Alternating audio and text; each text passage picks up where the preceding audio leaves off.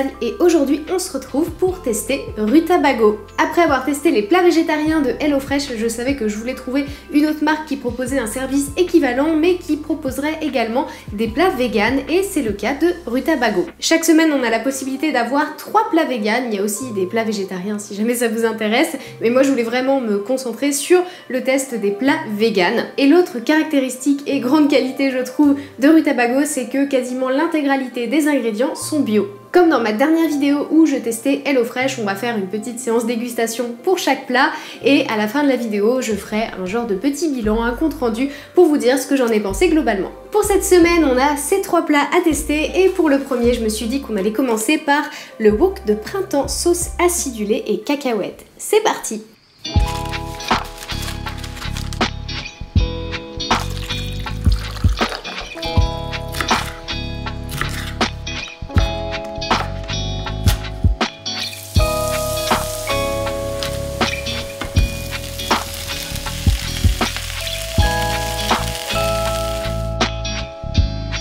Wok de printemps et sa sauce acidulée. Qu'est-ce que c'est que ces petits champignons là? Des champignons noirs. Alors voyons voir tout ça.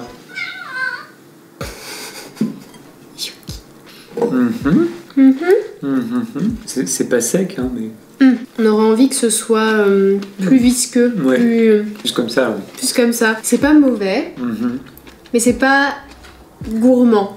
Oui. Ouais, ça manque le côté gourmand. Ouais. Une petite crème avec du peanut butter dedans. Ouais, c'est ce que je me disais. Il y a des trucs aussi, comme on cuisine quand même pas mal asiatique, que j'aurais fait différemment. Là, je me suis efforcée de suivre la recette. Par exemple, le gingembre et l'ail, ils interviennent vachement tard dans la recette. Ah ouais? Ouais, ils sont pas mis dès le début à revenir dans l'huile. Mais après, le côté citronné est sympa. Oui. C'est un truc qu'on fait pas beaucoup. Pas assez. Éventuellement, on va prendre un petit quartier de citron qu'on va presser par-dessus notre plat qui est déjà prêt, mais c'est vrai qu'on l'utilise pas trop en cuisson. Et c'est sympa, je trouve. C'est bon, mais il manque un petit twist qui rendrait le plat vraiment très bon. C'est exactement ça. Si tu devais noter ce plat sur 10, 1, 2, 3, 7. Ce plat a une moyenne de 6,5 sur 10. On se retrouve pour la deuxième recette et ce soir j'avais envie de faire quelque chose d'assez simple et rapide à faire. Du coup je vais partir sur la poêlée de fèves et sa vinaigrette au citron brûlé. Plutôt intriguant comme intitulé, on part encore sur quelque chose qui du coup tourne autour de l'acidité. Donc c'est parti.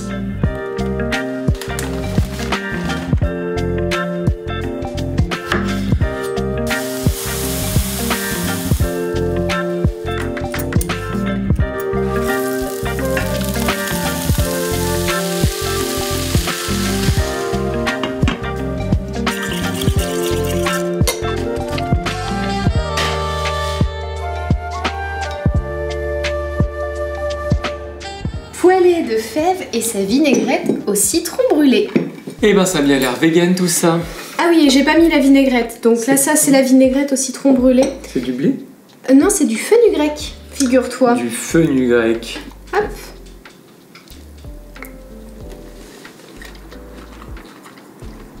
Alors je connais pas tout ce que je viens de goûter. Ça c'est le chou. Il est... Chou. T'as enlevé la peau? Rave. Non, ils disent, il y a marqué dans la recette, il n'y a pas besoin de retirer la peau parce qu'il est bio et qu'elle se mange. Avec le pain. Prendre un petit peu de pain. Dans le plat d'hier, du coup, on a fini par faire une petite sauce au beurre de cacahuète, sauce qui est d'ailleurs sur mon site si jamais ça vous intéresse. Et c'était quand même plus sympathique avec la petite sauce au peanut butter. Là, je reproche un petit peu ça aussi à ce plat. Il fait vraiment, comme tu dis, très plat vegan, dans le sens où c'est le stéréotype d'un plat. Quand on pense à un plat vegan, ce serait un plat comme ça avec juste des légumes, des graines et une sauce au citron, quoi. C'est pas très... c'est pas très gourmand et on aurait peut-être envie d'un petit peu de gourmandise, justement. C'est bon, les légumes sont bons, mauvais, hein. Les produits sont bons, le côté citronné, citron brûlé, il apporte un truc un petit peu sympathique. C'est un plat qui est bien quand on a envie de manger un truc healthy, pas trop bourratif.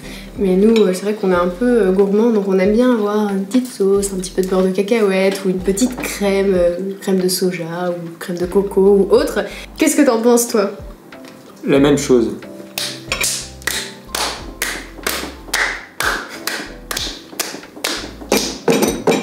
On note On note sur 10. Je le dis sérieusement. Ok. Bon, on donne une note sur...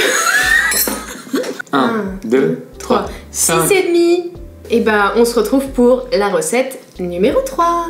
Il s'agit de la recette que j'avoue j'attendais le plus, c'est le burger au jacquier sauce barbecue et coleslaw. Évidemment je dis que c'est celle que j'attendais le plus parce que c'est un burger, donc j'ai trop hâte de tester, surtout le fruit du jacquier, je sais pas si vous connaissez, c'est beaucoup utilisé en Asie et on l'utilise beaucoup pour imiter la viande parce qu'il y a un petit côté effiloché et c'est un produit que j'ai jamais travaillé, donc je suis hyper curieuse de ce que ça va donner. C'est parti pour la recette.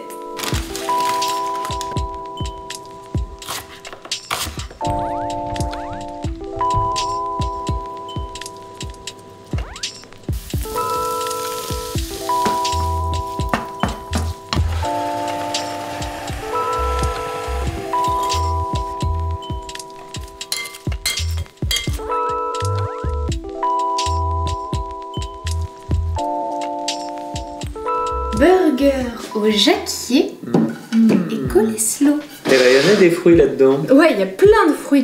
C'est salé? Mais je sais pas, j'ai pas goûté. On va voir. En fait, c'est un dessert. Goûtons d'abord cette salade. Coleslaw. Bon, bah pourquoi pas. Hein. Petite salade. Très sympathique. Voilà. Oh, qu'est-ce que c'est? Il y a du tofu? Non, c'est le jacquier, ça. Non, mais attends, je vais goûter tout seul. Ah, bah attends, moi aussi.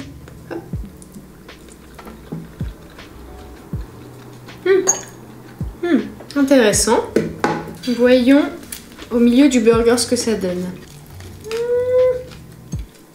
Alors, c'est moins sucré que ce que je pensais. Ouais. Ça n'a pas du tout un goût d'hamburger classique, ça c'est sûr. Mais la sauce est bien aussi. Ouais. Du coup, je me demandais quel goût ça allait avoir, le jacquier cuit. C'est sympa. La texture est cool. Il y a de la mâche. C'est assez agréable. Là, on est sur une recette qui est plus gourmande pour le coup. En même temps, c'est un burger, forcément. C'est plus gourmand. Mais ceci dit, on peut rater un burger aussi. Hein. Bah ouais. En faisant que des trucs tout secs, le burger, il est pas très agréable. Là, ça va, il y a de la texture, il y a de la mâche, il y a du jus. C'est assez agréable.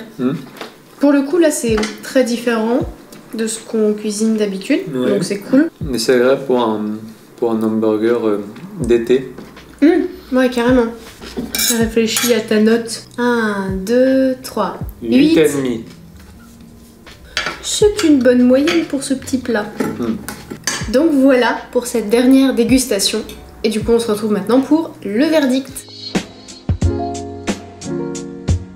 Bon, on se retrouve pour ce débrief à tester Rutabaga. Pour information, et comme j'ai oublié de le préciser au début de la vidéo, je ne suis pas en collaboration avec Rutabaga, donc ce sera vraiment une review honnête. Je vais commencer par citer les points positifs, et le premier point positif que j'ai relevé, c'est qu'il y avait quand même pas beaucoup de plastique dans leur box, et ça c'est un très très bon point, comparé à HelloFresh que j'avais testé du coup il y a pas très longtemps, où je trouvais que justement ils abusaient un petit peu au niveau du plastique, et je me disais que peut-être que c'était compliqué de faire autrement, mais du coup on a la preuve avec Rutabaga que c'est possible. Ensuite, je trouve ça très sympa d'avoir un starter pack d'épices qui te livre pour ta première commande, et ça permet d'avoir des sachets un peu complets quand même de toutes les épices qui sont potentiellement nécessaires dans les recettes, donc avoir un petit stock et justement d'éviter d'avoir plein de mini emballages par recette. Évidemment, je trouve ça très cool, c'est qu'ils aient une proposition de formule vegan, donc chaque semaine ils proposent 3 recettes véganes différentes, et ça c'est très très cool. Ensuite, gros point positif selon moi, c'est que tous les produits des recettes véganes sont bio, et ça c'est vraiment un très gros point positif, ce qui fait qu'ils le précisent même d'ailleurs dans les recettes,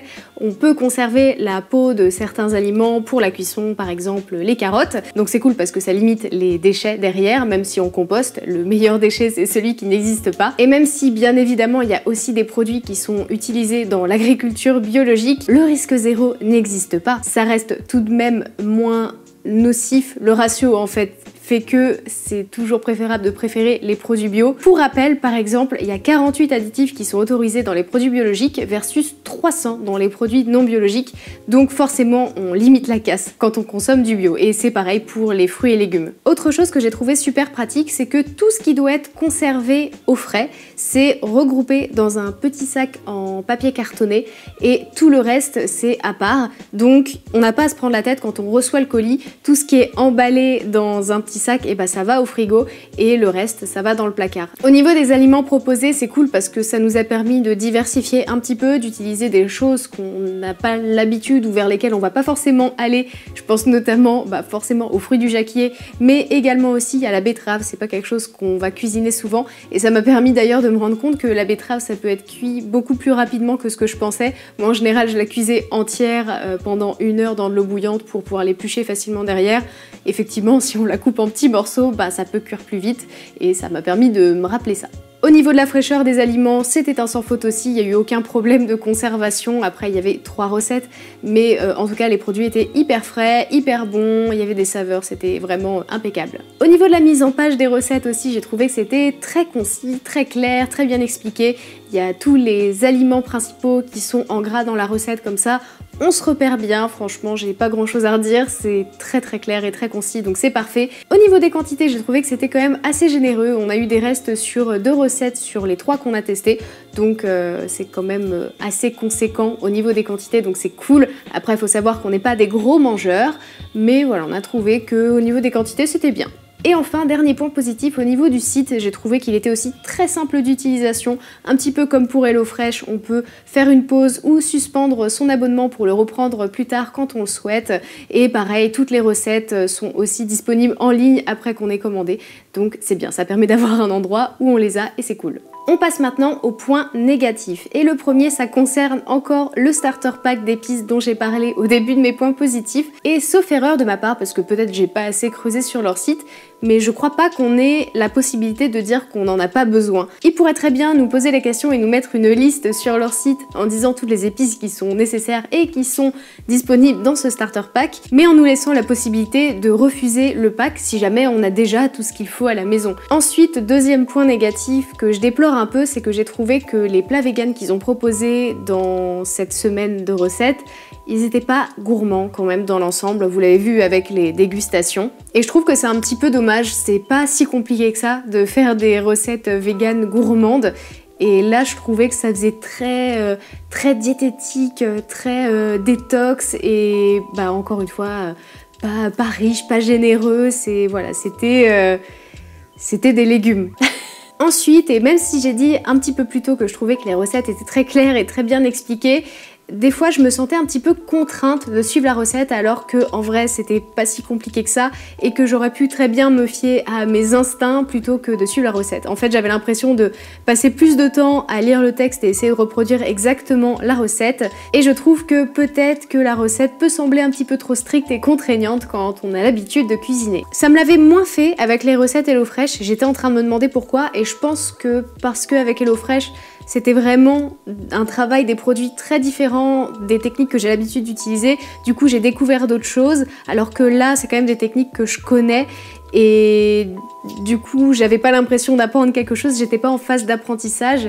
Et j'avais l'impression de perdre du temps à lire et à devoir suivre à la lettre quelque chose que je sais déjà faire. Je sais pas si vous voyez ce que je veux dire. Pour conclure, on en a eu pour 59 € pour 3 plats et pour 2 personnes, soit 9,83 € par plat et par personne. Si on compare avec HelloFresh, on était à 6,30 € par plat et par personne, donc oui, on est un peu plus cher. Évidemment, ça se justifie par le fait que les produits soient tous bio et qu'il faut bien rémunérer correctement les agriculteurs, sachant que être agriculteur et faire du bio, aujourd'hui, c'est pas facile. Je dirais aussi que c'est peut-être pas, selon moi, le meilleur moyen d'introduire des plats véganes à quelqu'un qui voudrait découvrir la cuisine végane. Encore une fois, je me répète, mais selon moi, ça manquait de gourmandise. Et on est un petit peu sur le cliché des plats véganes avec les plats en tout cas que j'ai testés cette semaine. Et je pense que ça peut peut-être décevoir des personnes qui voudraient tester avec cette box. Ce n'est que mon avis. Au niveau des apports nutritionnels des plats, c'était quand même pas mal pour quelqu'un qui est végétalien. Il y a juste le wok de printemps qui manquait un petit peu de protéines, mais sinon à part ça, dans l'ensemble, c'était quand même assez bien équilibré. Alors bien évidemment, là c'est mon avis après avoir testé seulement une semaine. Peut-être qu'il y a des recettes où c'est bien mieux et j'aurais bien plus apprécié et ma review aurait été totalement différente. Mais en tout cas, c'est mon ressenti par rapport à cette seule et unique semaine de test. Si jamais vous voulez vous faire votre propre avis, je vous laisse mon code de parrainage en barre d'infos qui vous permet d'avoir moins 20 € sur votre première commande. J'espère que ma vidéo vous a aidé à y voir un petit peu plus clair sur le type de service que pouvait proposer Rutabaga. Je vous dis merci beaucoup d'avoir regardé cette vidéo et à dans une semaine pour la prochaine.